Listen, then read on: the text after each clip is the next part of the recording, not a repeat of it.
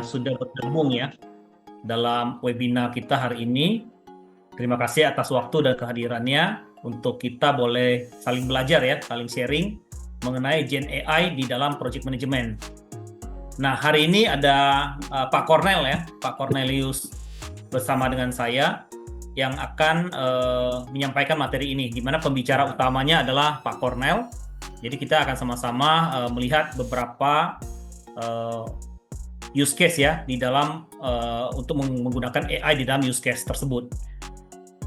Oke, teman-teman, saya rasa tanpa berpanjang lebar, kita akan langsung masuk ke dalam materinya dan Pak Cornel selaku pembicara utama akan memaparkan materinya. Silakan Pak Cornel. Ya, oke, terima kasih Pak Joni untuk pembukaannya ya. Nah, terima kasih juga untuk rekan-rekan yang sudah hadir di webinar kami ya, yang ke-18 ini. Jadi kami sering ngadain webinar, topiknya seputar AI, perkembangan AI, kemudian project management juga, dan gabungan keduanya itu. Nah, kali ini topiknya itu yang saya angkat gabungan dari keduanya. Nah, memang ini relatif baru ya. Jadi karena AI baru booming itu sekitar startnya 2 tahun lalu ya, 2023, terutama Gen AI ya. Terus yang lain, bidang-bidang yang lain itu ngikutin gitu. Nah, ngikutin, catch up, berusaha mengejar gitu. Nah, termasuk di project management. Tahun 2024, kalau kita tahu PMI, Project Management Institute, itu langsung mengeluarkan serangkaian e-course. Jadi e-learning gitu ya, paket-paket e-learning yang gratis untuk member ya. Itu untuk PM-PM di seluruh dunia yang menjadi anggotanya gitu. Nah, dia langsung keluarin dan sampai sekarang masih keluarin terus gitu. Jadi supaya PM-PM seluruh dunia itu mengikuti perkembangan teknologi AI ini gitu. Nah, untuk oke, sebentar. Link absen masih butuh akses. Belum bisa diakses kah, Mas Zainuddin? Saya coba ya.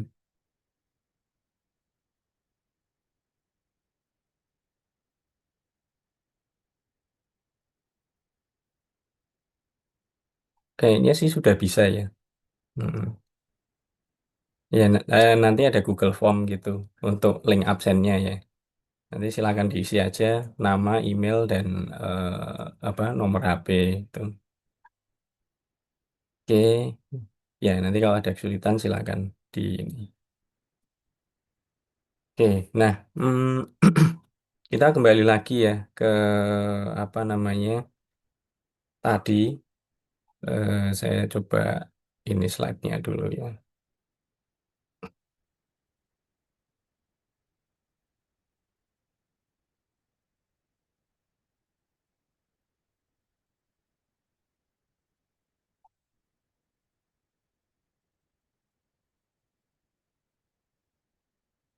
Ya, Gen AI pemakaiannya di manajemen proyek itu memang sudah justru di endorse gitu oleh Project Management Institute ya. Jadi oleh lembaga asosiasi manajemen proyek dunia itu malah di endorse. Kita PM-PM tuh disuruh ayo pakai pakai pakai gitu. Karena apa? Mereka melihat ini bisa akan mampu meningkatkan produktivitas gitu. Jadi kecepatan kerja seorang PM itu akan makin cepat gitu. Nah, karena makin cepat, makin efisien, artinya dalam waktu yang sama, dalam time frame yang sama, seorang PM itu akan mampu menyelesaikan tugas atau memberikan hasil yang lebih banyak. Nah, ini artinya apa? Produktivitasnya naik gitu. Nah, eh, cuman kita mesti lihat juga gitu, dalam kasus-kasus apa sih Gen AI ini dipakai gitu. Nah, di PMI sendiri itu sekarang ada sertifikasi project manager untuk AI gitu ya. Jadi untuk memanage proyek-proyek AI itu sekarang ada jalur sertifikasinya sendiri. Nah, ini saya barusan dapat juga itu CPM CPM AI, nah, CPM AI gitu. Nah, ini benar-benar apa ya? Saya sih ngelihatnya sertifikasi paling sulit kedua ini setelah PMP gitu karena materinya tuh banyak banget dan fokus cukup dalam gitu ya ke AI gitu. AI machine learning meskipun nggak sampai ke faktor teknikalnya, tapi itu sampai ke hal-hal yang konseptual itu masuk dalam sekali gitu. Nah, jadi cukup lumayan 2 jam 100 soal. Itu sertifikasinya. Sekarang ada jalurnya sendiri gitu kan CPMAI. Nah, eh, use case berdasarkan konsep dari CPMAI yang sering dipakai ya untuk Gen AI ini itu adalah work augmentation. Work augmentation itu artinya manusia berdampingan dengan AI dalam bekerja, menggunakan AI dalam bekerja gitu. Nah, tadi tujuannya ya untuk mencapai tujuan tertentu. Salah satunya meningkatkan produktivitas gitu. Nah, poin-poin apa namanya dalam work augmentation ini kalau di breakdown bisa ada banyak gitu ya. Tapi untuk karena waktu saya angkat di sini, saya batasi 3 nih. Nah, 3 ini yang sering banget dipakai di dalam manajemen proyek dan saya udah pakai ini sejak 2023 ya. Pertama, dokumen creation, jadi pembuatan dokumen gitu. Kita bisa generate, jadi nggak ada lagi nih apa namanya PM gitu ya. Terus, saya belum pernah nih bikin dokumen ini nggak ada lagi yang bisa berkilah seperti itu. Pakai tuh Gen AI, generate nanti di-generatein gitu. Karena apa? Gen AI itu kayak ChatGPT gitu ya. Eh, dia ada yang namanya foundation model. Foundation model itu adalah model large language model, satu model AI yang di-training dengan data yang maha besar gitu ya, maha banyak lah. Mungkin petabet gitu ya, dalam skala petabet mungkin.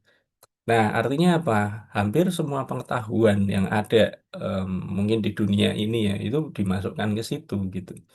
Nah, foundation model ini kita bisa langsung pakai untuk apa? Menyelesaikan use case di bidang kita. Misal kita di bidang asuransi, di bidang marketing, di bidang project management itu bisa langsung pakai gitu. Dan keluar apa yang kita apa ingin korek gitu ya, ingin informasi yang kita ingin gali akan keluar gitu. Karena dia menyimpan pengetahuan dalam skala besar. Nah, document creation itu banyak dipakai. Kemudian template filling, mungkin kita seringkali, oh ini sudah ada template-nya gitu. Nah, tapi kadang-kadang kebingungan nih.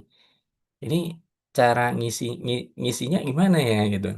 Nah, udah upload aja. Apalagi semenjak semenjak GPT dan yang lainnya ya itu menyediakan fitur membuka fitur upload dokumennya gitu. Saya ingat dulu cuman cuman yang berbayar gitu ya, yang bisa upload dokumen tuh ChatGPT tahun-tahun 2024 tuh. Tapi setelah DeepSeek muncul dia bukain tuh karena dia berusaha untuk ningkatin competitiveness dia juga kan. Udah bukain berapa fitur tuh. Akhirnya generate image juga dibuka gitu. Nah, ini semoga makin banyak ya fitur-fitur yang dibuka lagi oleh oleh apa vendor-vendor Gen AI ini gitu. Nah, template filling ini juga penting. Jadi ketika kita punya template kita bingung pengisiannya gimana, kita upload aja, masukin Gen AI, minta dia isi gitu. Nah, nanti diisikan. Nah, nanti kita lihat apa contohnya ya. Kemudian konsultatif collaboration. Ini keterlibatan, jadi kerjasama ya, kolaborasi antara human dengan AI di dalam proses manajemen proyek. Nah, jadi nggak cuma Binus aja nih yang nerapin high call ya. Binus kemarin baru kasih pelatihan high call nih ke dosen-dosen. Human AI Collaboration Approach itu. Saya lihat, wah ini bagus juga. Nah, tapi ternyata di project management itu sudah diiniin juga, diterapkan juga, meskipun nggak pakai istilah high call gitu ya. Tapi udah di-endorse untuk menempatkan AI di dalam proses project management. Nah, untuk apa? Ya, salah satunya adalah untuk ini konsultatif collaboration. Kita bisa bisa masukkan gitu. Kita proyek itu kan banyak banyak sekali kasus gitu. Kita akan ketemu kasus, isu, eh, apa negosiasi. Kasusnya bisa macam-macam juga. Ada orang yang sulit misalnya, ya kan. Terus ada kasus dispute terhadap kontrak, ada kasus delay, ada customer yang minta-minta terus, minta requirement terus, nggak berhenti-berhenti, dan sebagainya. Itu drama-drama di proyek itu banyak sekali. Nah, seorang project manager bisa menempatkan AI sebagai virtual asistennya gitu ya. Nah, untuk apa? Mendapatkan second opinion nih, gitu. Ini kalau kasusnya gini, gimana nih kira-kira? Nah, dulu kita nggak punya temen, paling punyanya ya teman sesama tim gitu ya, atau mungkin senior kita konsultasinya ke sesama manusia gitu. Nah, kadang-kadang waktu mereka kan terbatas gitu, dan nggak semua suka dicurhatin gitu kan ya. Nah, sekarang itu masing-masing orang punya virtual assistant yang bisa dicurhatin kapanpun, anywhere, anytime, ya, siaga, siaga selalu gitu. Nah, ini bisa sangat membantu. Kita jelaskan aja, kita deskripsikan kasus proyek kita ya. Lalu kita masukkan, minta input dari AI atau minta AI-nya untuk ini alternatif gitu ya, ungkap alternatif berdasarkan skenario yang ada gitu ya, alternatif yang bisa diambil, langkah yang bisa diambil gitu, itu akan keluar gitu. Nah, kita bisa selaraskan ke standar-standar tertentu, misalnya based on PMBOK 7, kita minta dia langkah-langkahnya ini harus align dengan PMBOK 7. Itu dia akan keluar gitu, akan keluarin yang terstandarisasi sesuai dengan PMBOK 7. Kita pakai standar lain, dia akan sesuaiin sendiri seperti itu.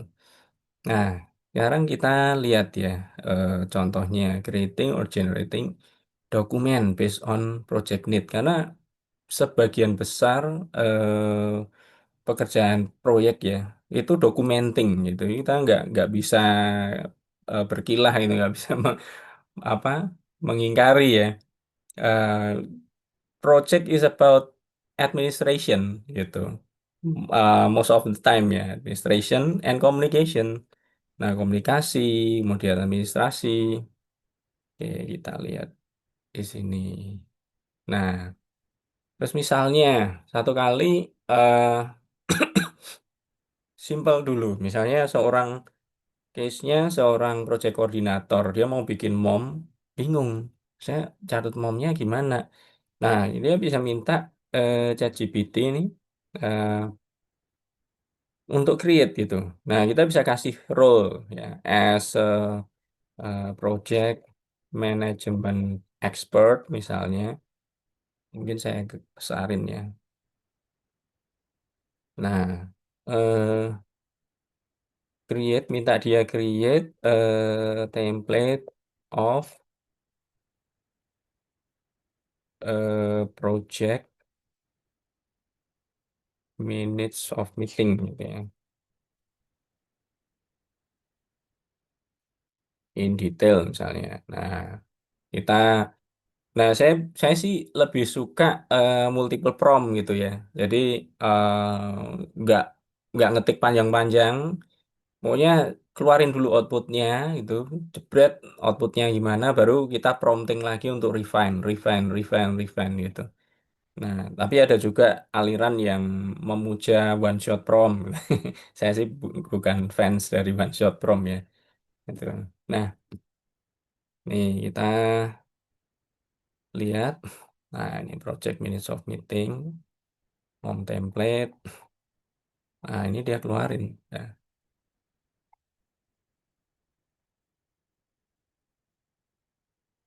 Nah, general information, kemudian attendance, siapa yang apa hadirinnya, agendanya apa, meeting notes, dan discussion, decision made. Oke.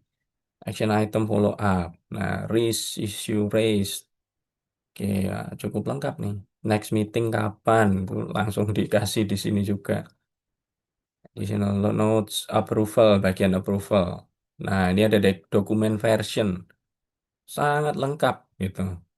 Nah, ini daripada kita create sendiri kan. Dan ini kayaknya bisa di-download ya. Coba kita create Word, MS Word ya.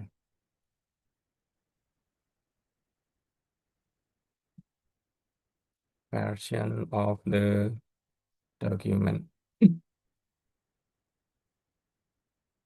Dan ini cukup lengkap loh. Ya, saya aja mom di proyek saya nggak selengkap ini nih. Ini ada next meeting ini nggak ada, approval ada. Nah, versioning ini nggak ada juga gitu. Jadi cukup lumayan nih. Jadi sangat sangat kalau dibilang sangat membantu, yes, sangat membantu banget gitu. Oke, semoga bisa ya. Dia generate Python code-nya. Nah, terus dia generate template. Kita coba lihat nih, starting download. Oke, kita lihat template-nya kayak apa. Oke, wow. Ini di luar ekspektasi saya terus. Ini udah bagus banget ini, gitu. Nah, nanti teman-teman bisa coba untuk generate dokumen yang lain gitu ya. Stakeholder register atau di project management tuh banyak banget dokumen ya, kontrak itu. Kontrak, terus proposal, bingung bikin proposal, isinya apa ya. Nah, mungkin Anda baru baru join nih, baru pindah masuk departemen pre-sales gitu kan, biasanya bikin-bikin proposal untuk tender. Wah, gimana nih pertama kali nih bingung nggak? Consult ChatGPT, minta dia generate dong apa namanya proposal nih, proposal untuk nah jelasin aja proyeknya gitu. Proyeknya kayak gini-gini. Nanti dia generate. Ini baru generate template ya. Kita bisa generate dengan isi gitu. Cuman kalau kita generate isinya itu kita mesti supply apa informasi tambahan. Kalau di sini kan cuman prompt-nya itu cuman simple ya. As project management expert, create template of project minutes of meeting in detail. Nah, dia ini kan detail banget. Tapi template kosong gitu. Kita yang ngisi sendiri. Nah, kalau misalnya kita pengen bikin dia kita minta ya dia supaya bikin proposal, dokumen proposal yang sudah ada isinya, itu kita bisa masukkan data-data tambahan. Dan itu bisa dengan cara, kalau saya sih lebih memilih prefer upload dokumen gitu ya. Misalnya Anda punya dokumen, beberapa dokumen minutes of meeting terkait project ini ya, meeting-meeting awal gitu ya. Meeting-meeting requirement, ketemuan baik itu formal maupun informal, terus mungkin ya biasanya pembahasan requirement sih. Pembahasan RFP, ada dokumen RFP juga. Nah, itu bisa diupload di sini. Kita upload, kita supply dia informasi, terus kita itu masukin prompt tadi kita prompting as an eh, project management expert. Nah, create comprehensive proposal, project proposal ya, proposal and fill the content. Nah, isilah with uh, in with the information from uploaded documents. Nah, ini tapi dalam waktu yang bersamaan Anda harus upload. upload apa namanya dokumen-dokumen yang diperlukan gitu. Nah, ini Anda bisa upload. Anda bisa coba sendiri nanti ya, upload dokumen-dokumen misalnya MOM, RFP, kemudian apa lagi gitu ya. Nah, nanti dia akan create proposal dan diisi sesuai dengan yang dia tangkap dari informasi dari dokumen-dokumen yang diupload tadi gitu. Proposalnya langsung jadi draftnya gitu ya. Nah, ini sangat membantu banget gitu. Karena di era sebelumnya, before Gen AI, before Gen AI itu, wah itu namanya PM, pre-sales itu untuk membuat sebuah proposal itu harus melewati masa-masa perenungan yang sangat lama gitu ya. Yang ya proses itu nggak sebentar gitu. Ini apa ya? Itu mereka berusaha create sebagus mungkin itu aja masih tektokan lama gitu ya dengan kliennya, itu proposalnya ditolak lagi, di ini lagi refine lagi, ditolak sama bosnya dan seterusnya gitu. Nah, ini sekarang langsung seret gitu. Oke. Dan akan banyak kejutan deh kalau teman-teman pakai gitu ya. Gitu. Nah, oke, ini use case-nya create dokumen ya. Create dokumen. Kita bisa create dokumen apapun, any dokumen. Nah, kecuali ini ya, mungkin yang pakai gambar-gambar ya. Any textual dokumen dia bisa. Ya, tapi yang ada gambarnya, misal laporan project lengkap dengan gambarnya ya nggak bisa gitu. Gitu. Tapi kalau Anda punya datanya dalam Excel, nah, dia bisa create grafiknya. Dia bisa bantu teman-teman upload Excel-nya, minta dia create grafik dari Excel data di dalam Excel tersebut. Dia create. Gitu. Nah, gambarnya itu Anda bisa tinggal copy paste ke laporan project. Misalnya, create upload dulu Excel-nya gitu ya, Excel tracking proyek gitu ya, monitoring and tracking proyek kita upload, kemudian please generate S-curve from the data in the Excel. Dia akan create S-curve-nya gitu. Nah, terus kita tinggal tempel itu ke laporan proyek, dokumen laporan proyek yang juga di-generate oleh dia gitu. Nah, jadi bayangkan ininya helpful banget nih kawan kita. Nah, use case kedua itu template filling. Template filling ini ngisi template.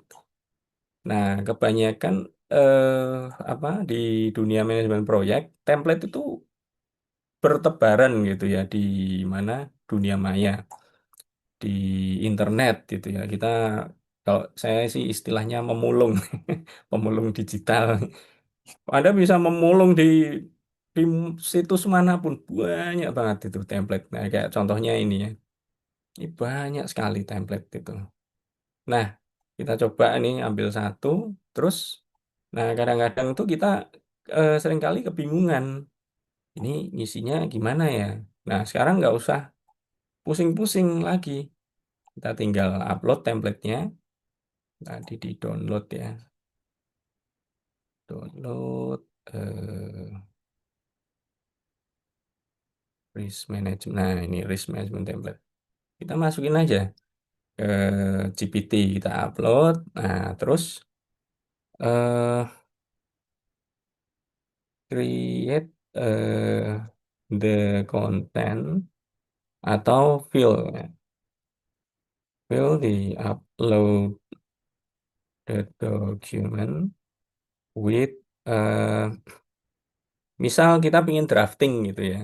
Nah, berarti kita minta dia untuk isi dengan example with example content that. Nah, kita jelasin sedikit lah mengenai apa namanya mungkin proyek kita ya kondisinya that reflecting the condition of software project uh, already running for a month.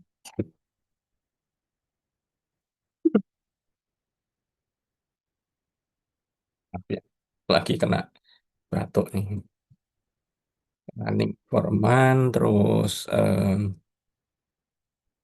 oke, with apa ya? Mungkin facing some risk, some significant risk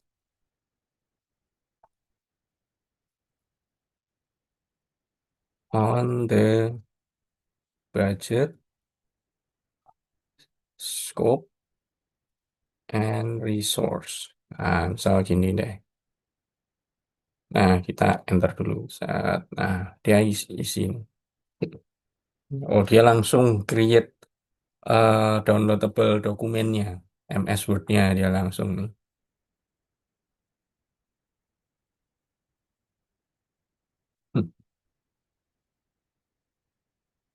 Nah, dia generate konten, ya kan? Generate kontennya.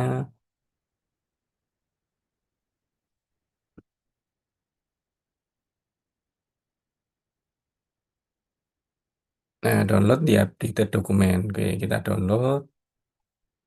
Terus kita lihat, kita buka. Nah, ini management plan. Oke.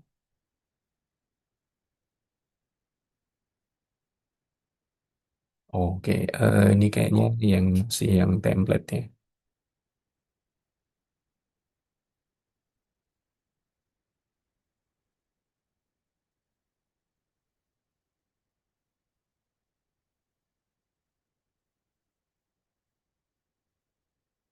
Hmm, Oke, kayaknya nggak ngisi ya.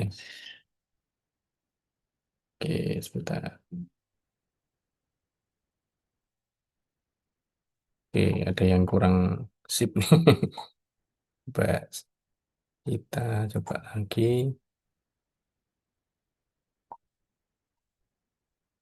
Oh iya, nah ya, ya kadang-kadang beginilah gitu. Nah, tapi it's okay, kita coba lagi ya. Oke, kita coba lagi. Sekarang kita minta jangan di-create dokumennya. Nah, ini tapi create di as text gitu ya. Please create in the web.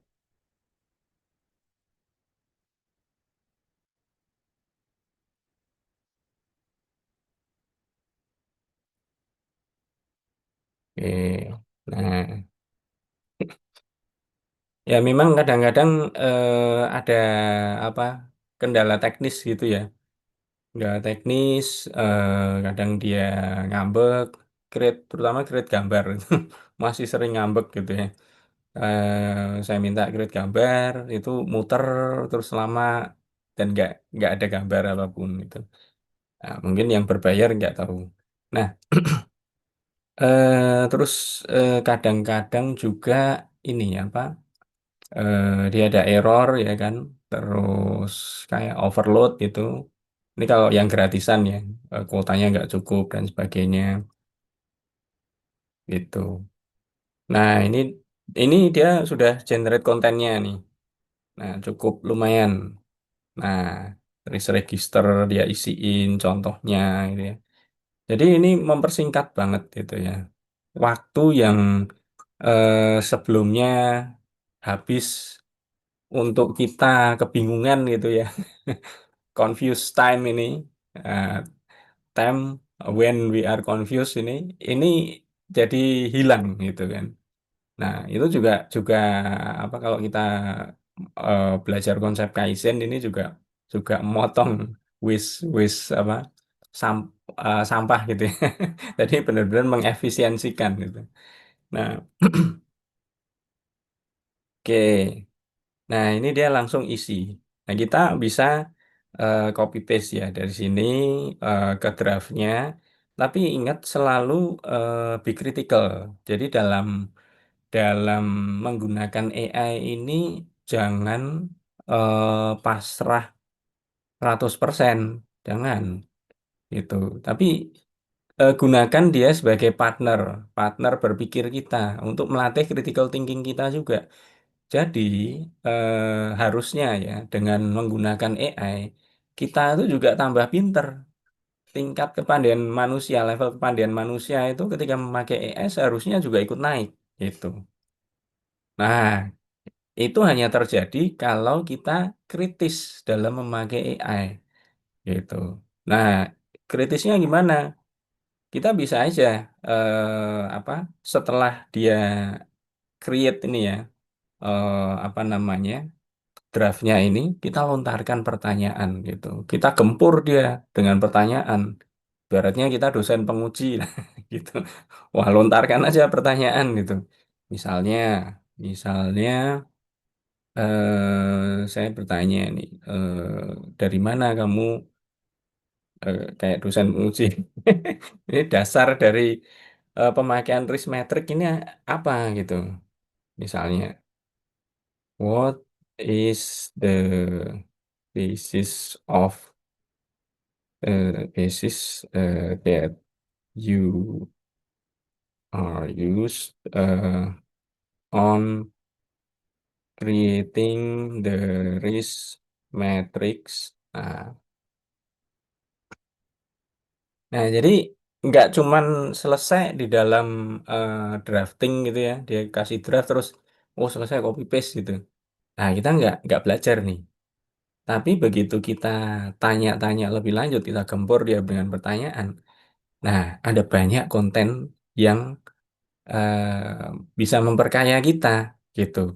Ini proses learning juga gitu. Kita serap pengetahuannya dia. Nah, ini yang banyak terlupakan. Oke, nah ini dia ungkapkan oh, ini dari ISO 31000 ya, ini tentang risk management. Nah, dia jelasin detail nih. Nah, oke, terus dia malah tawarkan juga nih pertanyaan-pertanyaan lanjutan gitu ya. Nah, terus kita bisa tanya lebih lanjut ya dengan kita gempur dengan beberapa pertanyaan gitu ya. Nah, itu konten filling ya, mengisi atau template filling lah istilahnya.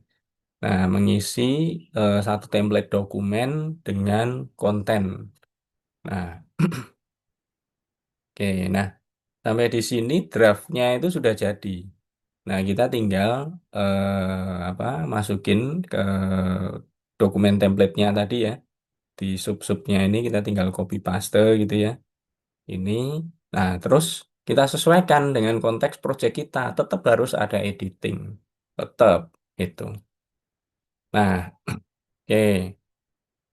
Nah, apalagi sekarang paper, paper, paper apa yang kita tulis tuh baik mahasiswa maupun dosen itu sekarang kalau dimasukin ke jurnal, ini info aja ya bagi yang masih kuliah. Itu jurnal-jurnal sekarang kan pakai Turnitin ya. Itu mulai pengecekan AI itu. Nah, pengecekan AI di depan itu banyak yang ketolak gitu. Itu saya masukin jurnal mahasiswa apa paper mahasiswa ke jurnal jebret dibalikin gua 71%. Wah, gitu. Nah, makanya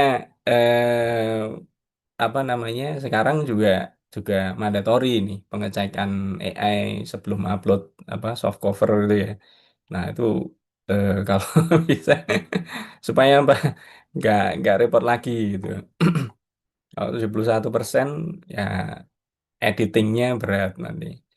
Oke, nah berikutnya eh use case berikutnya ya itu consultation. Sebentar. Nah, kolaboratif, konsultatif collaboration. Nah, kolaborasi yang konsultatif nih, human AI collaboration approach metodologi ya, human atau AI in the loop. Kalau kita punya loop yang apa mengedepankan otomasi, nah itu put human in the loop gitu. Nah, kemudian define role-nya, define responsibility-nya, define why dia harus di situ gitu. Nah, kalau kita punya proses di mana human yang bermain proses manual gitu, nah kita bisa put AI di dalamnya dan kita sama kita define roles, responsibility dan kenapa dia harus ada di situ gitu. Nah, Itu hakikatnya human AI collaboration di masa sekarang ini. Ya, ini nggak bisa dihindari. Semuanya udah berlomba-lomba ke sana. Gitu. Kita mau nolak yang susah, kita jadi ketinggalan. Nah, kemudian consult any project case to get AI opinion. Nah, jadi kita bisa konsultasi any case gitu. Kita punya kasus apa bisa. Nah, ini apa nanti ujungnya encourage more accurate project decision making. Nah, karena untuk ngambil keputusan kita butuh data atau informasi ya. Supaya apa? Kita jadi lebih akurat gitu. Kayak dokter. Dokter, kita datang ke dokter, dokter pasti nanya-nanya gitu. Nah, jadi dokter bukan dukun. Dukun kadang-kadang belum ngomong sudah bisa tahu nih itu apa gejala-gejalanya. Tapi kalau dokter dia harus diagnosa. Nah, diagnosa itu dengan apa? Bertanya. Nah, bertanya ke pasien, gejalanya gimana? Oh, perutnya sakit dok, ini kepalanya pusing, batuk-batuk kering. Nah, dari gejala-gejala itu, plus berdasarkan pengetahuan yang tersimpan, historical knowledge yang tersimpan di dalam memori si dokter. Nah, dokter melakukan problem ini dulu, problem identification gitu. Oh, ini kayaknya Bapak kena COVID nih, gitu. Nah, kemudian dia keluarin apa tuh? Stetoskop. Nah, dia pastikan gitu. Dia cek denyut jantungnya gimana. Wow, ini agak kacau. Terus perutnya, terus mana lagi gitu ya. Dia pastikan beberapa tempat, dia cek, dia lihat lidah biasanya ini radang atau enggak, telinga radang atau enggak, cek suhu, cek tekanan darah, itu semuanya untuk memastikan gitu, konfirmasi. Nah, begitu data-datanya masuk, diagnosa lengkap.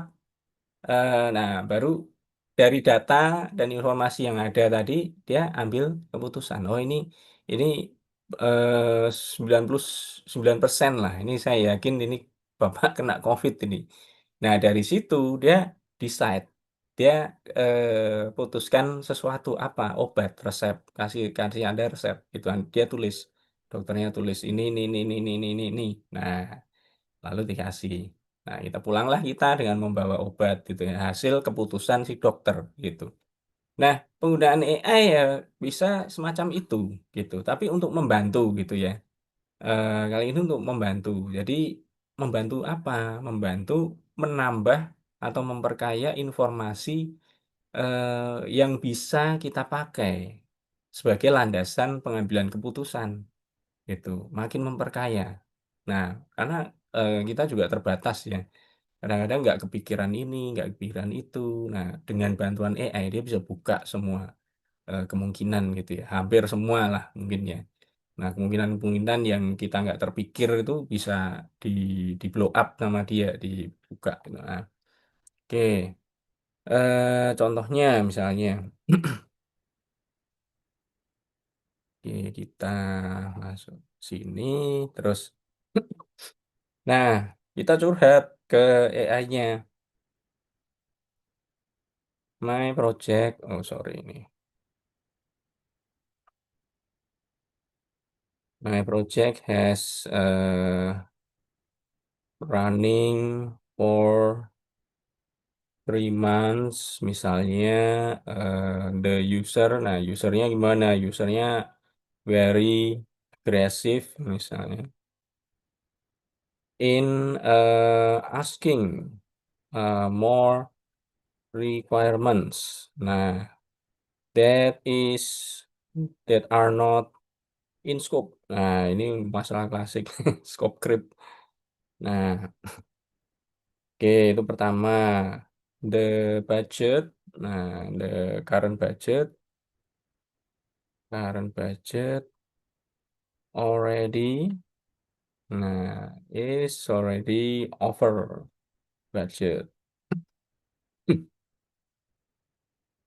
Terus, oke, banyak CR. Lalu, apalagi nih masalahnya?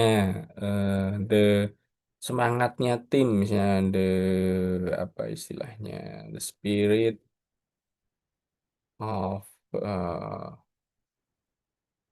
our team is low misalnya. Nah,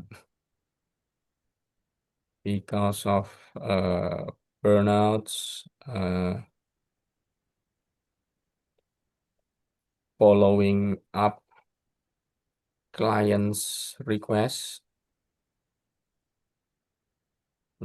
We use agile methodology misalnya.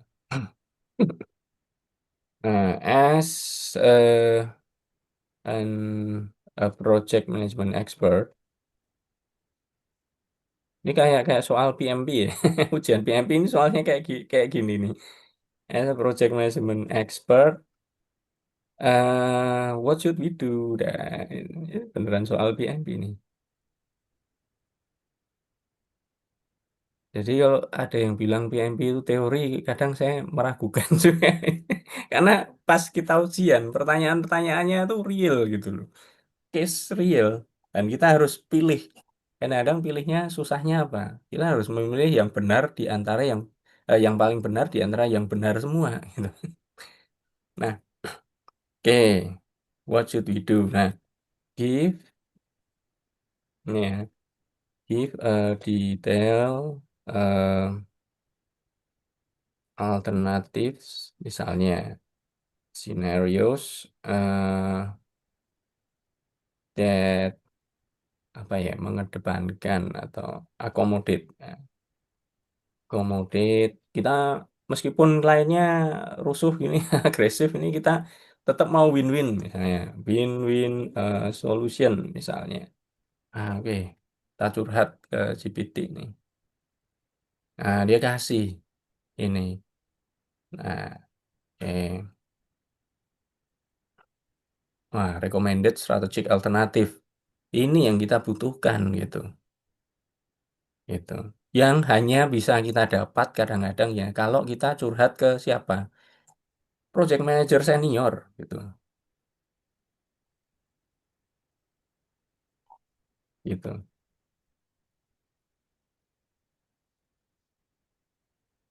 Ya, oke. Oh ya, link absennya ini ya, linknya di silakan diisi. Nanti saya create sertifikat, sertifikatnya. Ya, ini yang penting, yang kita inginkan ini, yang kita butuhkan. Yang kadang tuh hanya bisa kita dapat kalau kita punya kenalan project management yang senior gitu.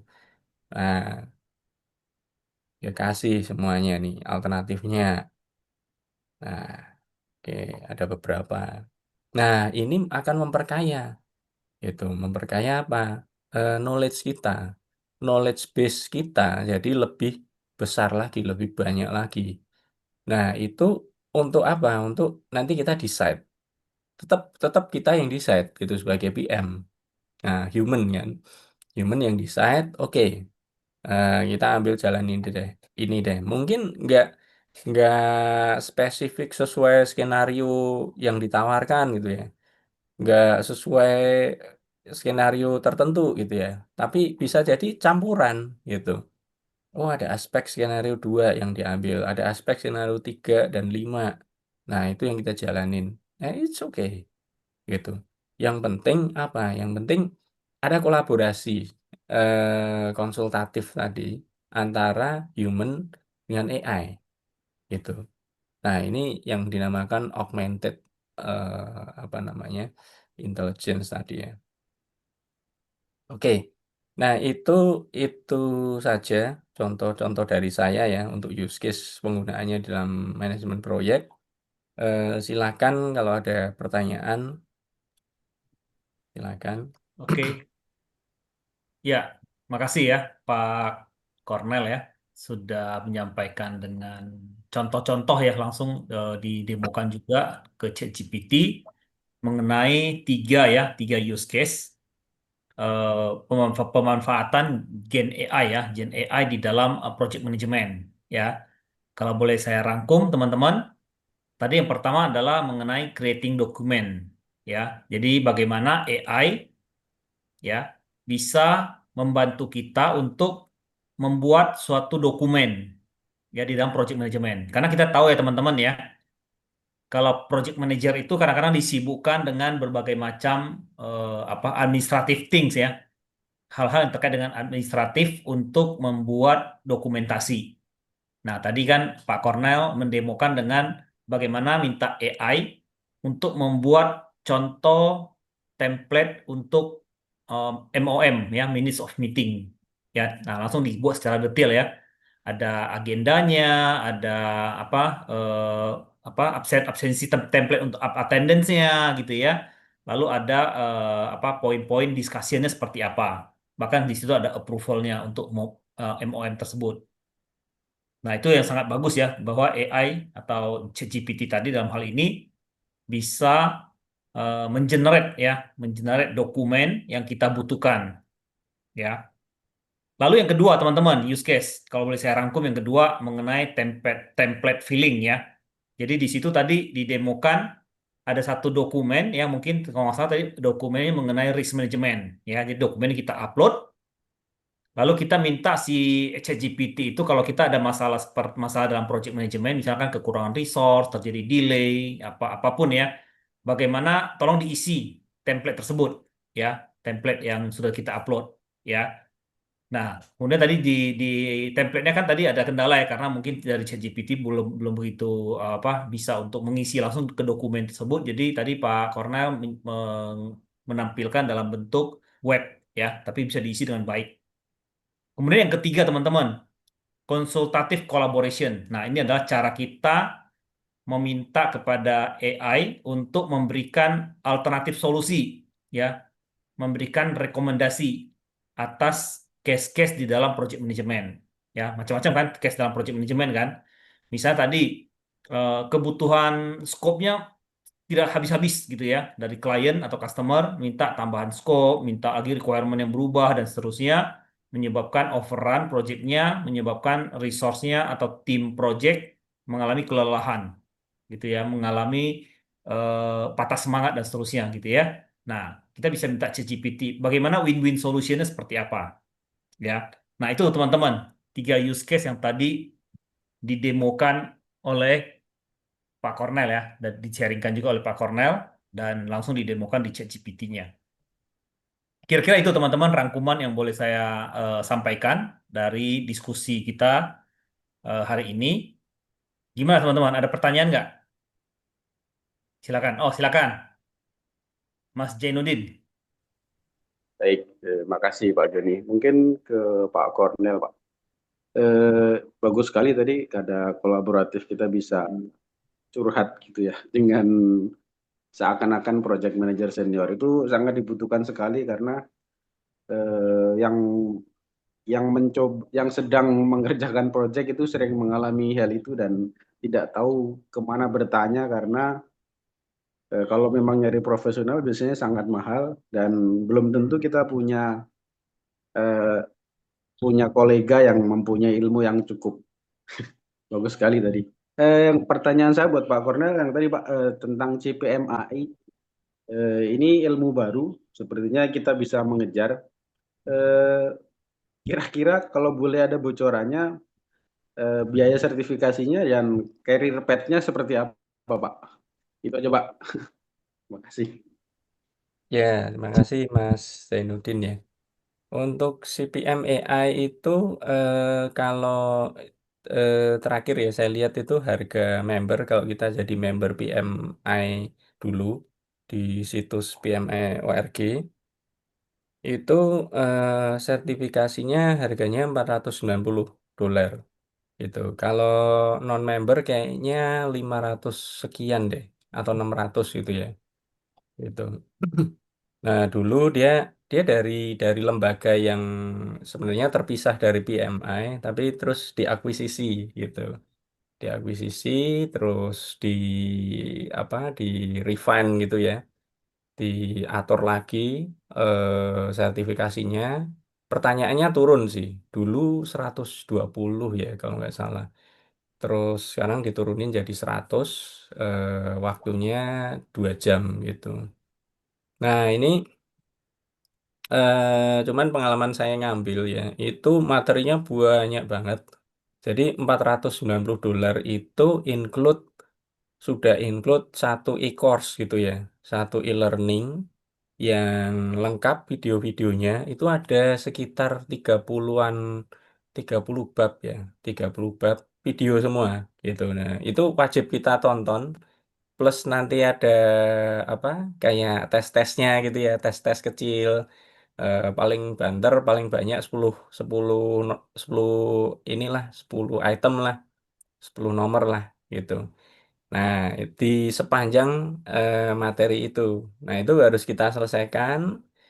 Setelah selesai baru kita layak untuk maju ujian gitu.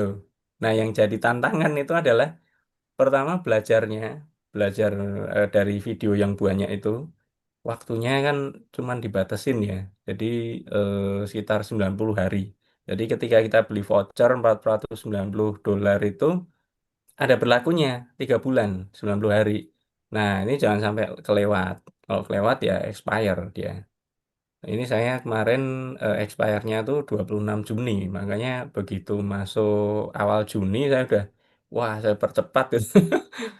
Learning prosesnya kan. Begitu udah selesai langsung apa jadwalkan booking jadwal ujian di UI Salemba. Hari ini tadi ujiannya. Nah, ujian lulus. Nah, setelah lulus kita certified gitu. Jadi gitu sih, Mas. Heeh. Oh ya, baik. Baik, Pak. Makasih, Pak. Iya. Pertanyaan-pertanyaannya itu orang AI banget lah gitu. Itu nggak semua PM ya, yang even yang PMP itu ngambil sekali lulus loh. Banyak yang udah PMP pun ngambil ngambil tuh harus 2 kali. Jadi sekali ngambil nggak lulus. Jadi mereka ambil lagi yang kedua baru lulus gitu. Karena apa? Pengetahuan AI-nya itu dalam. Jadi meskipun nggak nyampe ke hal-hal teknis ya, itu tapi cukup dalam gitu. Nah, kebetulan karena saya ada pengalaman hands-on di machine learning, AI untuk penelitian gitu ya, konsep-konsep itu udah terbiasa gitu. Hyperparameter tuning, terus misalnya supervised, unsupervised, reinforced learning, kemudian algoritma-algoritma K-means clustering, K-nearest neighbor, SVM, linear regression, neural network, dan sebagainya. Itu detail banget istilah-istilahnya gitu. Hmm. Ya, jadi Ini, Pak. begitu, Yang tadi Mas. Ya, carry impact kalau sudah punya sertifikasi CPMII, Pak. ya. Apanya tuh? Eh, Kira-kira kita bisa Oh, karir menggunakan path-nya.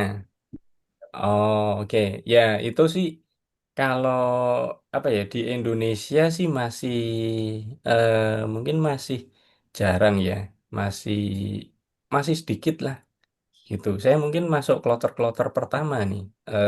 Apa PMP PMP Indonesia yang bisa dapetin sertifikat itu gitu. Termasuk orang-orang yang pertama gitu. Karena masih jarang banget gitu. Tapi itu nextnya menurut saya ya, ini opini pribadi, itu bakal penting gitu. Karena apa? Ke depan adopsi AI ini akan makin apa ya, makin besar gitu, makin meluas gitu, makin meluas dan seiring dengan kematangan teknologi AI-nya akan makin kompleks juga. Artinya apa? Itu butuh PM-PM yang tadi yang aware akan AI itu. Keahlian PM-nya oke, konseptual AI-nya juga dalam gitu. Oke, semoga bisa menjawab ya pertanyaan dari Ya, Mas Jainuddin ya. Tertarik ya Mas Jainuddin ya untuk ambil sertifikasi PM PMAI tadi ya, CPMAI tadi ya. Pak. Ya, nanti bisa saya kirimin apa exam konten Kisi-kisi, outline-nya gitu. kisi-kisinya gitu ya. Itu. Ya. Itu nggak harus PMP ya, Pak Cornel ya?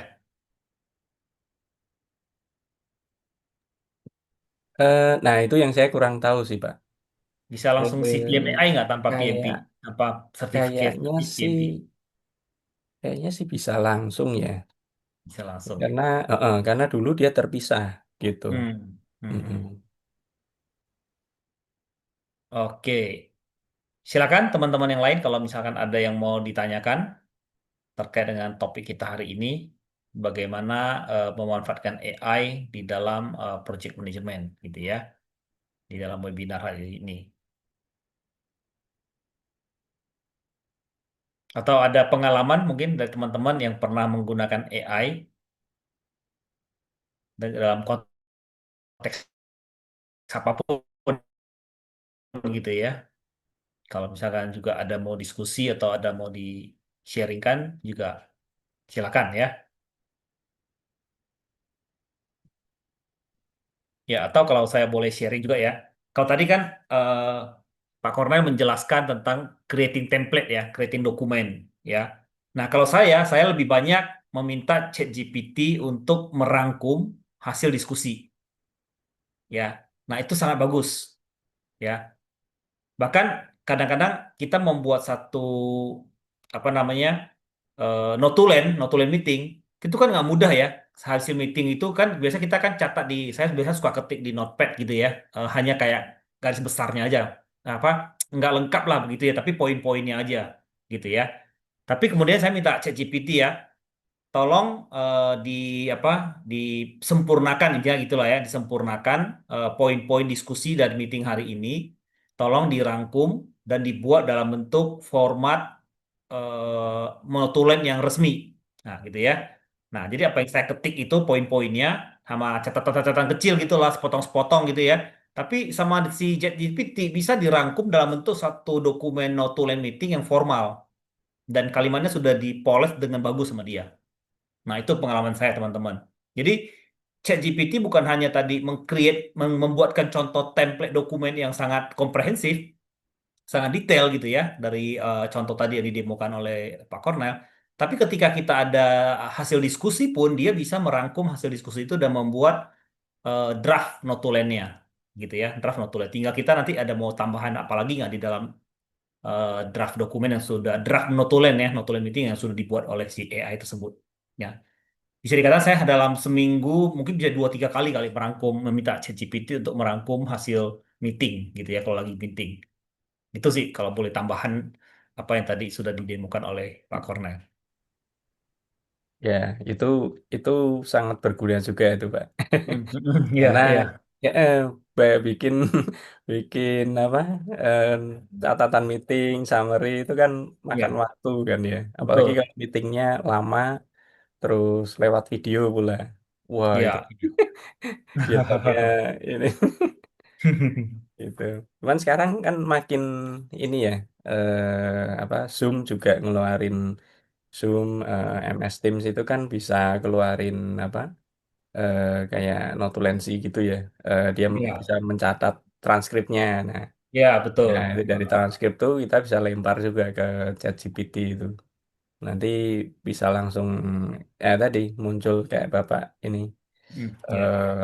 notulennya gitu kan. Mm-mm. Hmm. Oke, teman-teman. Oke, ini dari eh, Dik ya. Dik ini siapa nih? Saya nggak tahu. Boy atau girl nih, cewek atau cowok nih. Ya, dia bertanya, kenapa di chat GPT ketika minta saran terkait dengan case project, responnya berbeda-beda dan bagus-bagus semua sarannya. Tapi bagaimana cara memilih saran terbaik? Apakah harus berulang-ulang ditanya di prompt atau bagaimana? Silakan Pak Kornel.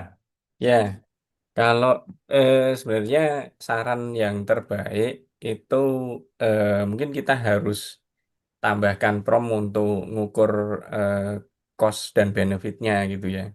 Nah, kita bisa mungkin saya ini demoin ya. Eh, dari yang tadi itu Kita bisa tambahkan prompt misalnya ya. Karena apa namanya? Kita mendefinisikan yang terbaik dari ini tadi kan ada 5 saran, 5 saran ya. Nah, yang terbaik mana itu kan harus ada dasarnya. Nah, dasarnya apa? Nah, kita minta dia give cost benefit with analysis on on all scenarios and create a comparison table gitu ya. Nah, jadi kita harus tahu ukurannya dulu, harus ada ukuran lah untuk menentukan yang terbaik. Kita bilang ini paling baik gitu. Eh, Dikejar lagi nanti eh, landasannya apa? Nentuin itu terbaik. Nah, harus ada landasannya. Nah, salah satu apa metode yang bisa kita pakai yang cukup simpel ya cost benefit analysis. Nah, gimana kita coba nih? Coba. Nah, saya minta dia untuk create dalam bentuk table gitu ya. Nah, lakukan cost benefit analysis terhadap keputusan-keputusan tadi gitu. Nah, tapi ini ya Mas atau Mbak ya. Tetap human yang decide gitu. Nah, jadi oke, dia tunjukkan yang terbaik ini gitu misalnya. Tapi tetap human yang decide, kita yang decide. Nah, bisa aja yang menurut dia nomor satu paling cost-nya paling rendah misalnya, tapi di dunia nyata ini nggak fit nih. Kalau kita sarankan kliennya pasti marah-marah nih, gitu. Nah, ini bisa jadi itu di refine lagi, kita ubah misalnya beberapa item di dalamnya kita sesuaikan seperti itu. Nah, Oh, ini kita baik. hasilkan eh, tabel cost benefitnya ya. Nah, ini akan sangat membantu kita kalau kita tadi pengen tahu kira-kira mana yang terbaik. Nah, ini udah akan sangat membantu gitu. Daripada yang bentuk tekstual kayak gini. Ini susah banget kan. Mana ya yang terbaik, bingung kita. Nah, kita minta bikinin dalam bentuk tabel gini gitu. Tapi tetap in the end human yang decide gitu. Oke. Siap. Semoga Thank you. membantu, cukup membantu. Ya. Mhm. Jadi ya benar ya bahwa prompt yang kita berikan itu bisa kita tambahkan lagi, kita kita pertanyakan kembali gitu ya tadi ya dengan cara udah kasih beberapa alternatif solusi, lalu kita minta ChatGPT untuk memberikan tadi ya cost benefit analysis, mana ya, comparison gitu ya perbandingan dari sisi cost dan benefitnya misalnya gitu ya. Jadi dari masing-masing solusi dia akan kasih contohnya di situ ya. Jadi kita dari situ kemudian dari sisi human-nya atau people-nya yang kemudian menimbang-nimbang gitu ya. Kira-kira alternatif atau solusi mana yang lebih pas gitu ya. Memang memang kalau kita tanya ke ChatGPT pasti rata-rata akan berbeda ya, apalagi kalau dengan prompting yang berbeda dan juga dengan jenis ChatGPT dengan AI, Gen AI yang berbeda ya. Saya pernah coba apa yang saya tanyakan ke ChatGPT, lalu saya tanyakan juga ke Copilot. Copilot kan dari ini ya, dari Microsoft. Nah, itu memang mereka akan menyajikan berbeda ya. Mereka punya masing-masing punya karena masing-masing punya database yang berbeda ya. Kalau bayangan saya kan di belakangnya mereka kan pasti ada engine sama ada data yang begitu besar gitu ya yang mereka akan tarik gitu ya. Mereka akan algoritmanya akan mengolah data misalkan ada 1 juta data. Sementara mungkin Copilot juga mengolah 1 juta data tapi dengan sumber data yang berbeda gitu ya. Nah, itu yang kadang-kadang akan menghasilkan jawaban yang berbeda. Tapi memang benar bahwa dengan jawaban itu semakin memperkaya kita untuk mendapatkan beragam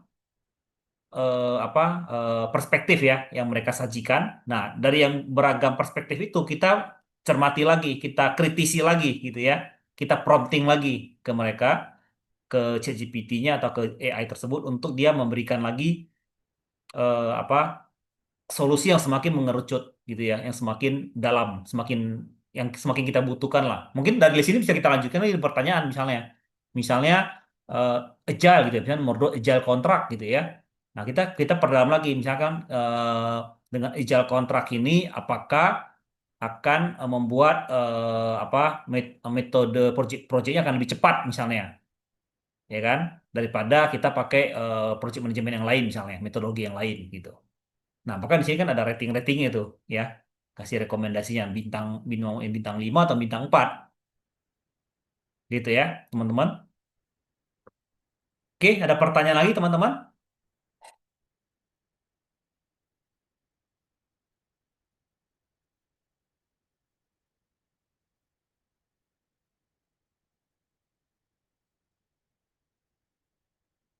Oke, kalau nggak ada, saya rasa kita cukup ya, Pak Kornel ya, secara schedule ya. Sebenarnya kan kita Iya, juga iya Pak. sudah cukup dari waktu yang ditentukan ya sudah melebihi sekitar 14 menit lah ya, teman-teman ya. Hmm. Jadi mungkin sebagai penutup gitu ya, Eh, pertama-tama thank you ya. Terima kasih ya buat Pak Kornel ya sudah berbagi ilmu ya, memberikan sharing untuk pertemuan kita hari ini. Dan sebagai penutup mungkin saya cuma mau sampaikan bahwa apapun yang dihasilkan oleh ChatGPT selalu butuh people ya, butuh human untuk memverifikasi gitu ya, memverifikasi, mengambil keputusan, mencari yang terbaik yang mana, memilih yang terbaik dari yang sudah disarankan atau dipaparkan oleh si ChatGPT. Ya, karena bagaimanapun juga ChatGPT hanya memberikan apa pandangan-pandangan ya dan alternatif-alternatif yang kita minta, prompting-prompting yang kita minta dan kita yang akan memilih ya, manusia yang akan memilih. Karena itu teman-teman perlu menurut saya ya perlu memperdalam skill critical thinking ya, mengkritisi. Karena semakin kita mengkritisi, semakin kita bertanya ya, ChatGPT menjawab, kita bertanya lagi, dia menjawab lagi, kita bertanya lagi ya. Jadi kita semakin memperdalam, semakin rasa ingin tahu semakin dalam, itu akan membuat hasil yang disampaikan oleh ChatGPT itu akan semakin bagus ya. Jadi kemampuan untuk uh, critical thinking itu yang penting ya. Karena kadang-kadang kita mau melakukan prompting pun kita bingung, saya mau prompting apa lagi gitu ya. Nah, itu yang menurut saya sangat sangat dibutuhkan ya.